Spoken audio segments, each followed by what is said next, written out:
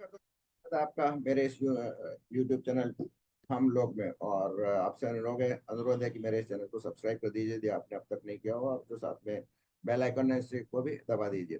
खैर, आज मैं फिर से बात करूंगा महाराष्ट्र की राजनीति पर। महाराष्ट्र की राजनीति एक हमेशा विचित्र स्थिति में रहती है, लेकिन ऐसा वहाँ के जो कुछ पॉलिटिशियंस हैं, विशेषकर शिवसेना वाटा के और कांग्रेस के, इस बार इस रोल जो प्ले किया है वो कांग्रेस के पूर्व अध्यक्ष महाराष्ट्र के नाना पटोले ने किया। नाना पटोले ने होली के बाद एक बयान में कहा कि उन्होंने जो उप मुख्यमंत्री हैं दोनों, अजीत पवार और एकनाथ शिंदे को इनवाइट किया है कि वो, अगर जैसा कि खबरें चल रही है कि वो काफी अनकंफर्टेबल है फडणवीस सरकार में, और फडणवीस सरकार में कुछ खींचतान चल रही है, जो कि वर्तमान में विभिन्न पत्रकारों के जरिए जो दी जा रही है। हालांकि अजीत पवार ने तो कभी ऐसा कहा ही नहीं, या कोई बात भी नहीं थी कि अजीत पवार तो बड़े आराम से इस सरकार में चल रहे हैं और अपना काम कर रहे हैं, और बहुत महत्वपूर्ण पोर्टफोलियो जो कि फाइनेंस का है वो उनके पास है। उन्होंने हाल ही में बजट भी पेश किया।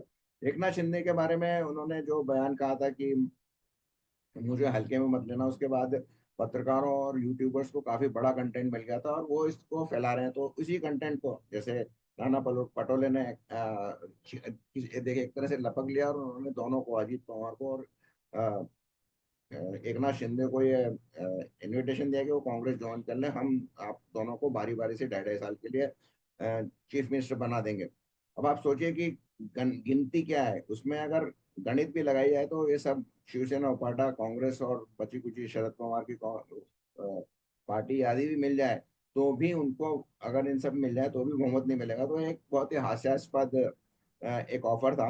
और ऐसा नाना पटोले ने, जो वेटीमार वहाँ पे कांग्रेस के अध्यक्ष हैं, उन्होंने कहा कि ऐसा मुझे कुछ मालूम नहीं है, पर ये बात सही है कि अगर महाराष्ट्र के तरक्की के लिए अगर ये लोग पार्टी को छोड़ के आ जाएं तो ये बहुत अच्छा होगा, और इससे महाराष्ट्र की भलाई होगी।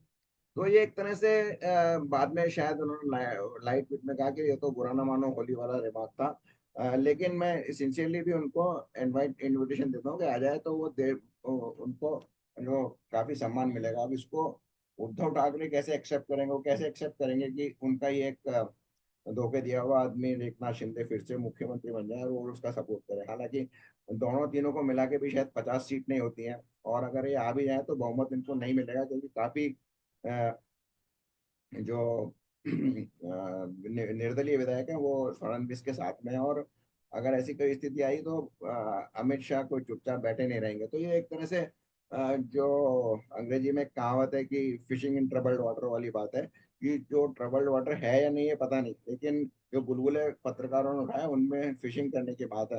हिंदी में इसमें फटे में हाथ डालने वाली बात है, लेकिन अभी महायुति का जो पजामा फटा नहीं है, ऐसा लगता नहीं है, और फडणवीस कंट्रोल में है। और जो थोड़े बहुत मुद्दे रहेंगे, क्योंकि किसी भी जो गठबंधन की सरकार में इसमें ऐसा होता है, लेकिन शिंदे अ, इतने तो मेरे ख्याल से मेच्योर पॉलिटिशियन है कि वो ऐसा कोई गलती नहीं करेंगे, ऐसी बेवकूफ़ी जैसी हरकत नहीं करेंगे।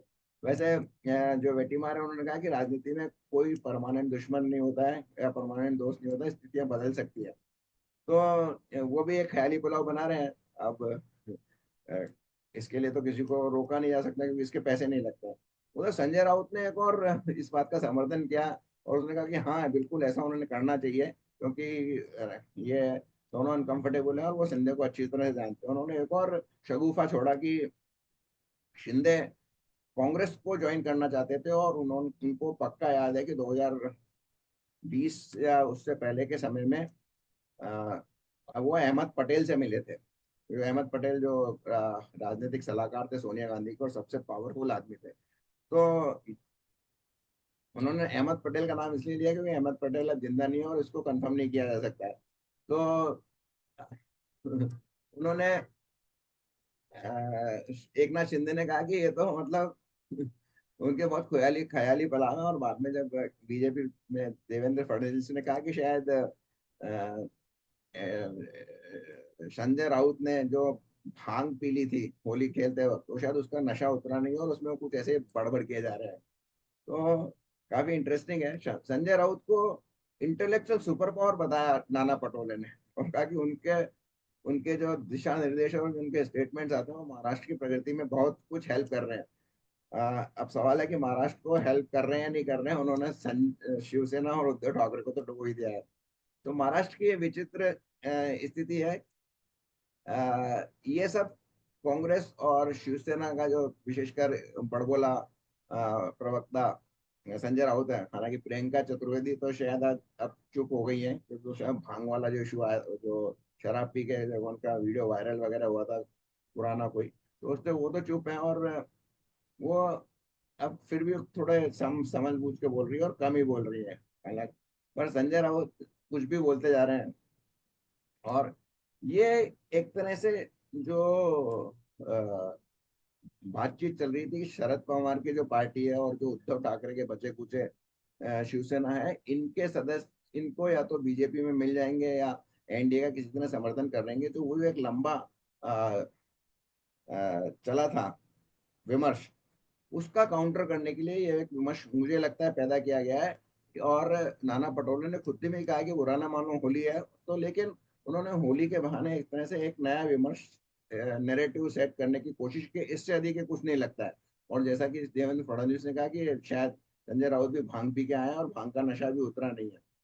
तो ये इंटरेस्टिंग है। आगे इसमें सच्चाई कितनी है और कितना ये हो सकता है, ये तो समय ही बताएगा। लेकिन मुझे नहीं लगता कि दोनों अजीत पवार और शिंदे ऐसी बेवकूफी भरी कोई हरकत करेंगे आगे जिससे उनका कैरियर बिल्कुल राजनीति में एकदम खत्म ही हो जाए। क्योंकि सरकार, वो सरकार से बाहर जरूर हो जाएंगे, लेकिन सरकार बनाने में वो सफल नहीं होंगे। एनडीए का केवल स्टेक पे इतना है कि उनके जो सदस्य हैं, अजीत पवार का तो केवल एक ही लोकसभा में सदस्य है, शिंदे के जो 9 सदस्य हैं उनसे उनका थोड़ा फर्क पड़ सकता है। लेकिन अगर शिंदे इधर से उधर गए तो हो सकता है उद्धव ठाकरे उधर से इधर आ जाए। तो ये सब चलता रहेगा, सिलसिला बातचीत चलती रहेगी। और जो एक मिनिस्टर है इसमें वर्तमान महाराष्ट्र में, उन्होंने कहा कि हम ऐसी बातों पे कोई ध्यान नहीं देते हैं और कोई सीरियसली लेते भी नहीं। हमारा कंसंट्रेशन केवल महाराष्ट्र के विकास पर है और हम उस पर कार्य करते जा रहे हैं। तो आज के लिए बस इतना ही। आशा है आपको ये ठीक ठाक लगा होगा, मजा आया होगा सुनने में। मुझे तो बहुत मजा, मैंने समाचार पढ़ा तो बहुत मजा आया और हास्यास्पद लगा। तो चलिए, बुरा ना मानो होली के कंटिन्यूएशन में से भी लेते हैं। और यदि आपको अच्छा विश्लेषण लगा हो तो उसको लाइक कीजिए और अपने दोस्तों के साथ शायद शेयर कीजिए। बहुत बहुत